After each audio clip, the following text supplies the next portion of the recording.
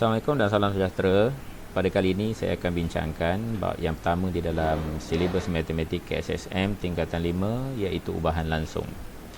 Untuk makluman semua, saya akan bahagikan bab pertama ini kepada dua bahagian.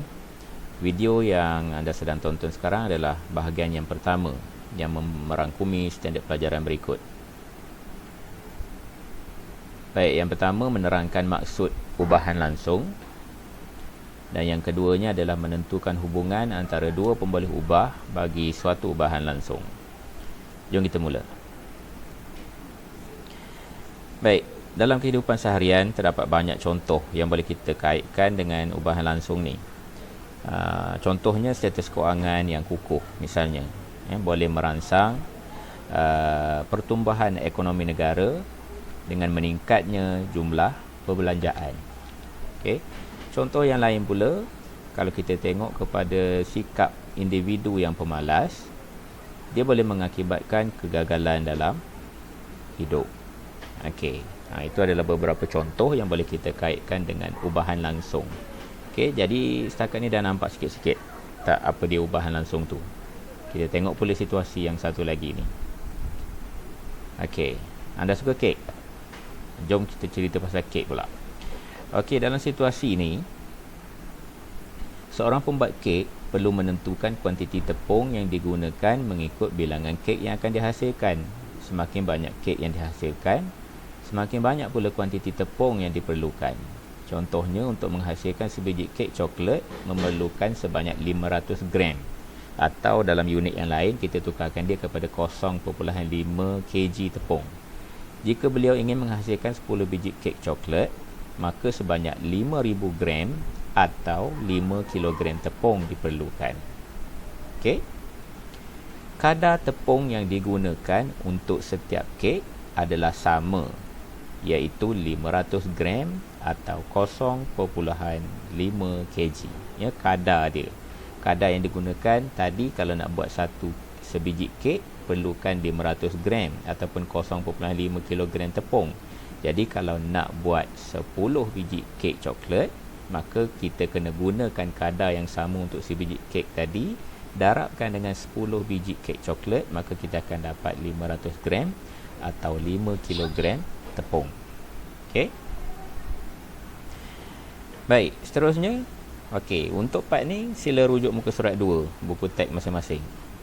Kita nak tengok macam mana kaitannya topik yang kita nak belajar ni dengan kadar tukaran wang asing pula.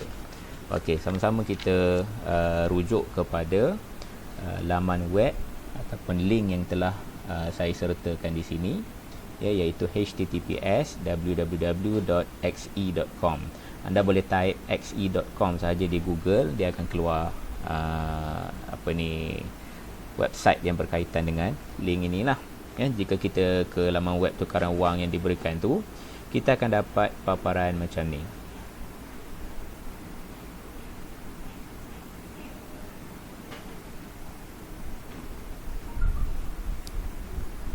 Okey, dia loading sikit. Baik. Dalam paparan ini, sekarang kita cuba bandingkan nilai ringgit Malaysia dengan dolar Singapura. Sebagaimana dalam soalan tadi, dia minta kita buat perbandingan antara ringgit Malaysia dengan dolar Singapura. Okey, kita tengok dulu yang pertama, dolar Singapura. Okey, nilai untuk 1 ringgit Malaysia jika kita tukarkan kepada dolar Singapura adalah bersamaan dengan 0.327 660 Singapore dollar, dolar Singapura, ataupun kita bundarkan menjadi 0.328. Okey, jadi dalam soalan tadi dia minta kalau 10 ringgit Malaysia bersamaan dengan berapa dolar Singapura. Okey, jadi kita dah tahu tadi nilai untuk satu ringgit bersamaan dengan 0.327. Jadi kalau 10 darabkan 0.327 darab dengan 10, maka kita akan dapat 3.27660. Begitu juga jika kita tukar kepada 20 ringgit Malaysia bersamaan dengan darabkan dengan 0.327 tadi, maka kita akan dapat nilainya adalah $6.55 Singapura. Okey. Boleh juga nanti kita gunakan laman web ini kalau jika awak semua nak tengok dengan lebih lanjut lagi berkaitan dengan tukaran mata wang ini untuk nilai-nilai mata wang yang lain, ya, seperti baht Thailand dan juga yen Jepun. Okey. Masukkan nilai-nilai bagi ringgit Malaysia berikutlah. Okey. Tadi kita dah pun tengok contoh-contoh yang boleh dikaitkan dengan ubahan langsung. Jadi kita boleh simpulkan bahawa ubahan langsung menerangkan perkaitan antara dua pemboleh ubah dengan keadaan apabila satu pemboleh ubah Y bertambah, maka pemboleh ubah X juga akan bertambah pada kadar yang sama, ya. Dan sebaliknya, hubungan ini juga ditulis sebagai Y berubah secara langsung dengan X, ya. Kadar yang sama ini terpakai untuk peningkatan dan juga pengurangan, ya. Jadi bila kita dah tahu berapa dia punya kadar yang sama tersebut, maka kita boleh gunakan kadar ini untuk nak menentukan pertambahan ataupun pengurangan sesuatu pemboleh ubah, ya. Jadi sekiranya semakin tinggi nilai suatu pemboleh ubah yang pertama, maka dia akan mempengaruhi nilai pemboleh ubah yang kedua, ya, juga akan meningkat. Begitu juga sebaliknya, jika pemboleh ubah pertama berkurang, pemboleh ubah yang seterusnya juga akan turut berkurang. Okey. Jadi ini yang dinyatakan sebagai hubungan Y berubah secara langsung dengan X. Okey. Nanti kita akan lihat apakah dia maksud bagi Y dan juga X ini. Okey. Okey, kita tengok pula contoh yang pertama daripada buku teks. Boleh rujuk pada muka surat yang ketiga dalam buku teks. Jumlah gaji seorang pekerja sambilan sebagai jurujual berubah secara langsung dengan bilangan jam dia bekerja. Okey, nyatakan perubahan pada jumlah gaji jika bilangan jam bertambah 2 kali ganda. Jadi tentulah jumlah gaji juga akan bertambah sebanyak 2 kali ganda. Jika jumlah gaji pula, perubahan pada jumlah gaji jika bilangan jam berkurang sebanyak 40%, maka jumlah gaji juga akan berkurang sebanyak 40%. Tengok kadarnya mesti kadar yang sama. Kalau bertambah 2 kali, maka gaji juga akan bertambah 2 kali. Kalau bilangan jam berkurang sebanyak 40%, jumlah gaji juga akan berkurang sebanyak 40%. Begitu juga kalau kita lihat kepada perubahan bilangan jam bekerja, jika jumlah gaji yang dia terima adalah separuh daripada gaji asal, ini dia punya kadarnya separuh daripada gaji asal, maka sudah tentulah bilangan jam bekerja juga adalah separuh daripada bilangan jam asal bekerja. Okey. Sekarang kita tengok pula apa hubungan antara dua pemboleh ubah bagi suatu ubahan langsung. Kalau masih ingat di awal tadi saya ada bagi beberapa contoh seperti status kewangan, bagaimana ia mempengaruhi perbelanjaan. Contoh lain, sikap malas dan bagaimana ia mempengaruhi keadaan hidup seseorang. Jadi masing-masing itu merujuk kepada apa yang dipanggil sebagai pemboleh ubah.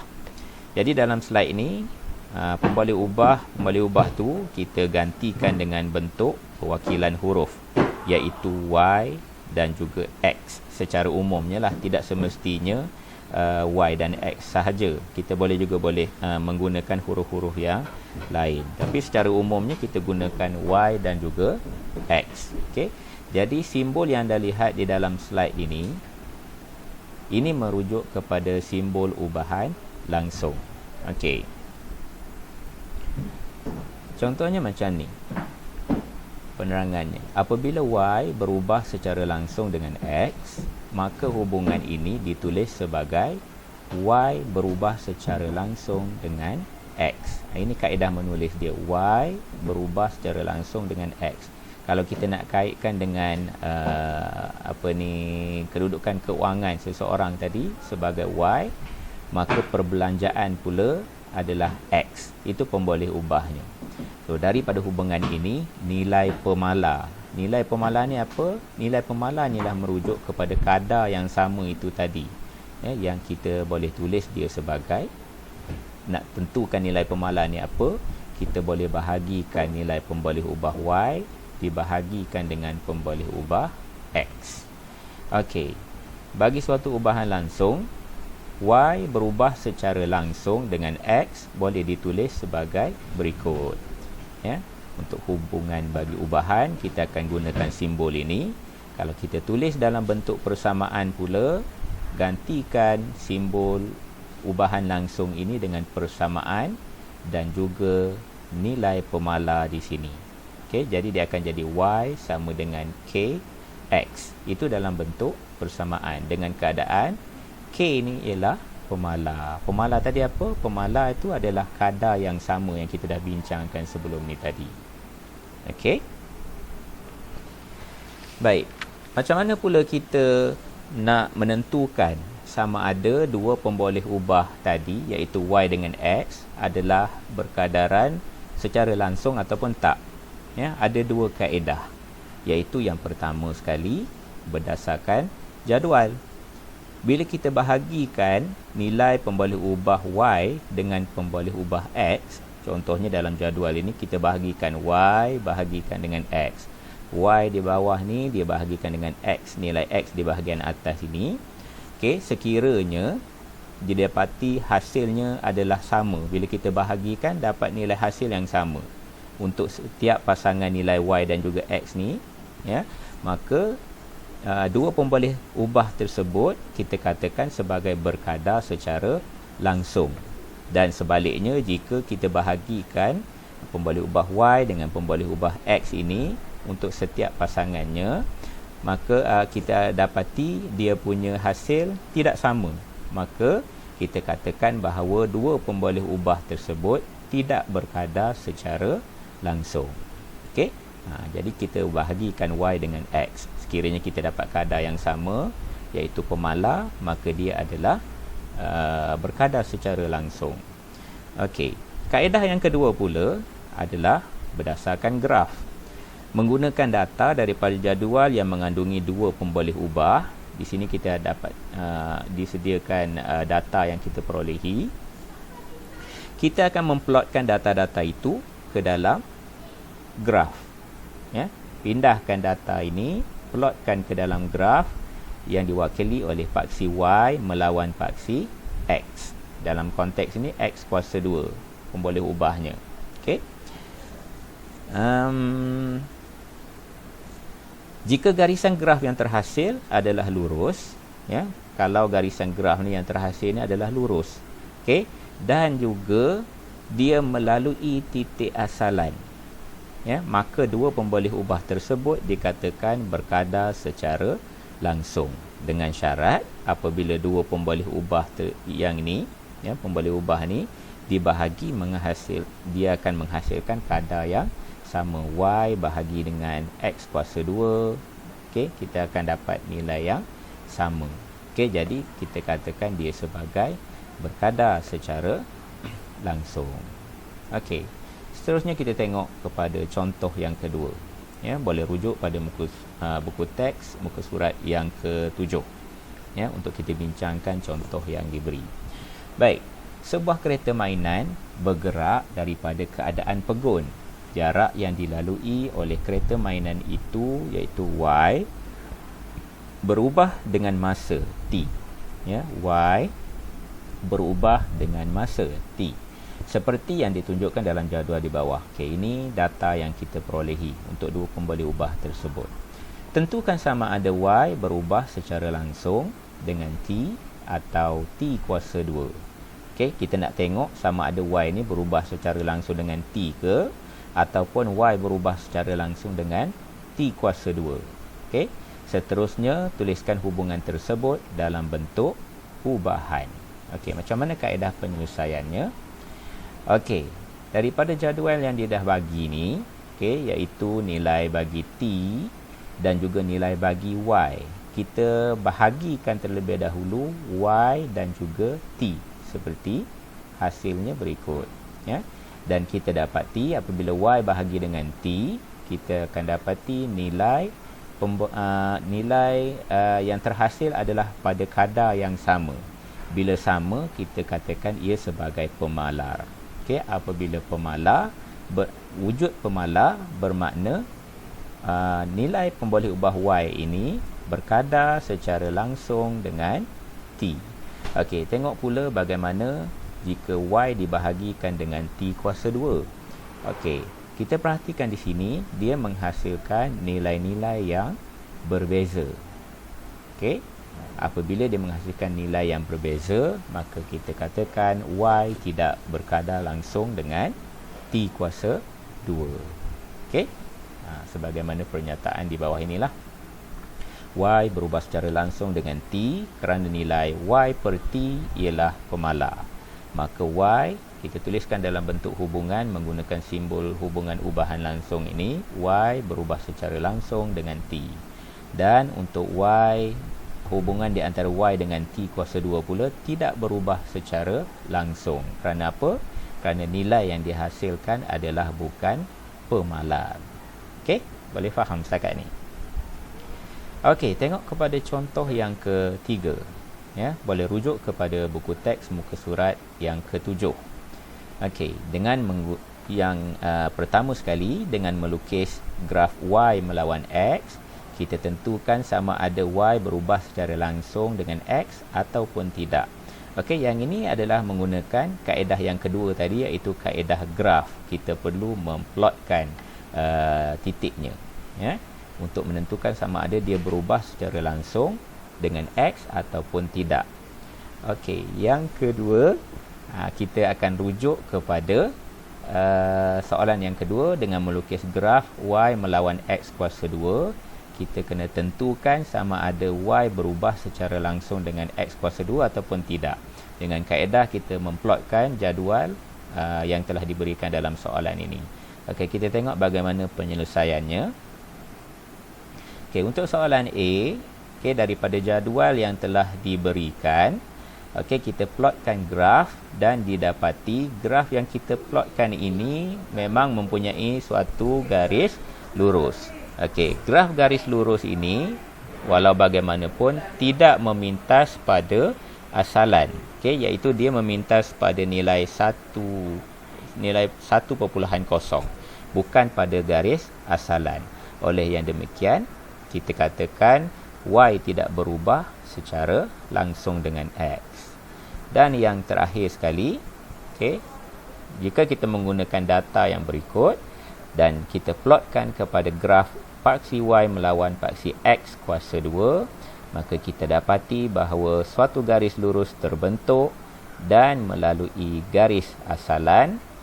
Okey, maka kita katakan Y berubah secara langsung dengan X kuasa 2. Okey.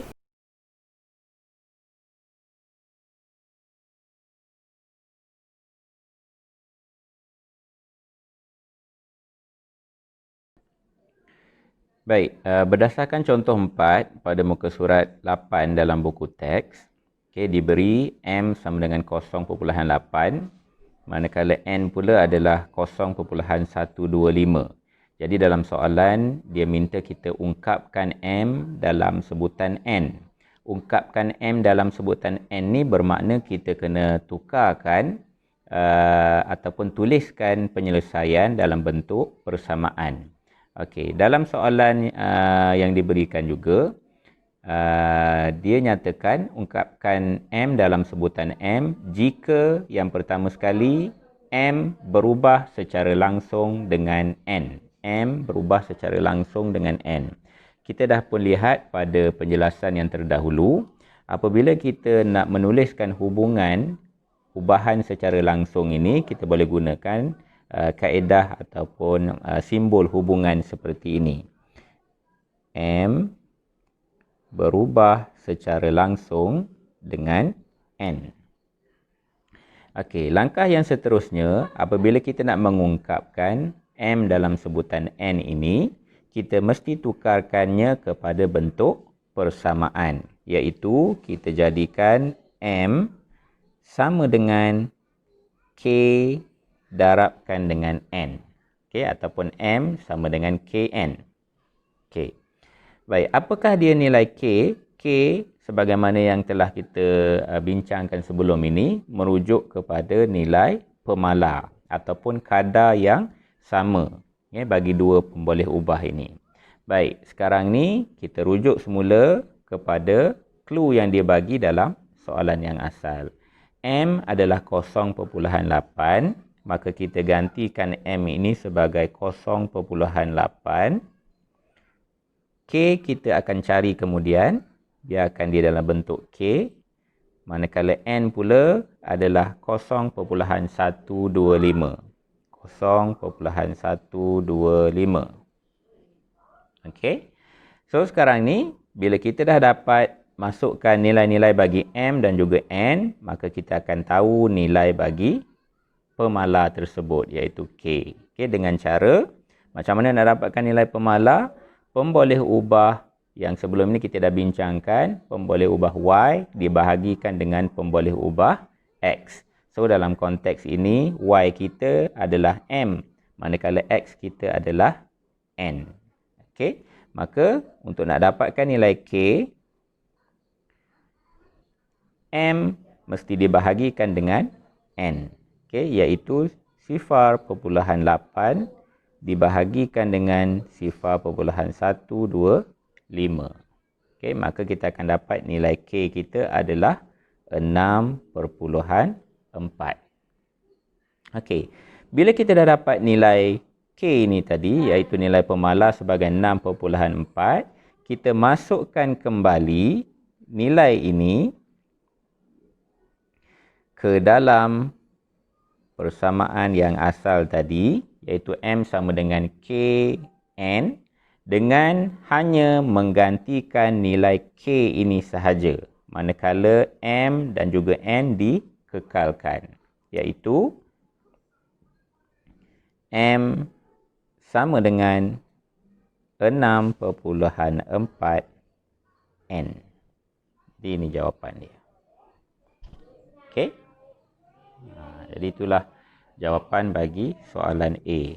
Soalan A dia minta kita ungkapkan M dalam sebutan N jika M berubah secara langsung dengan N.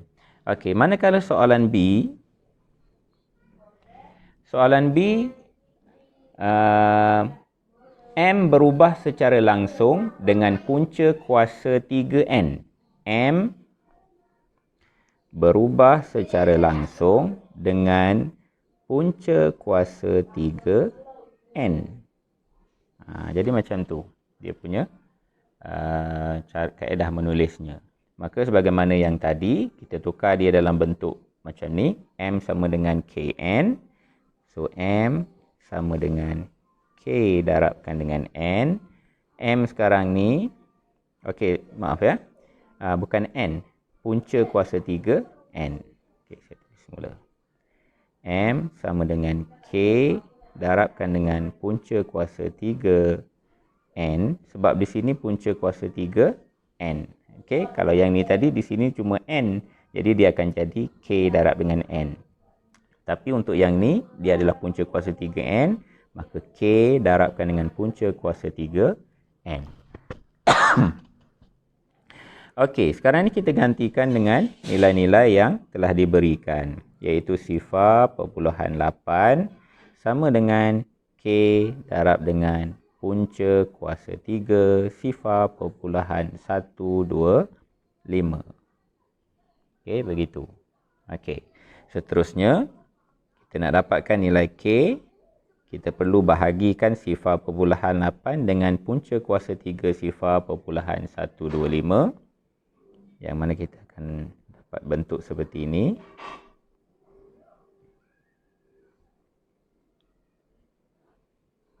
Okey, dan dengan menggunakan kalkulator, kita akan dapati nilai pemala ini adalah 1.6. Maka sebagaimana tadi, apabila kita dah dapat nilai pemala ini, kita akan gantikan dia ke dalam persamaan yang asal. Okey, dan kita akan tulis dia sebagai M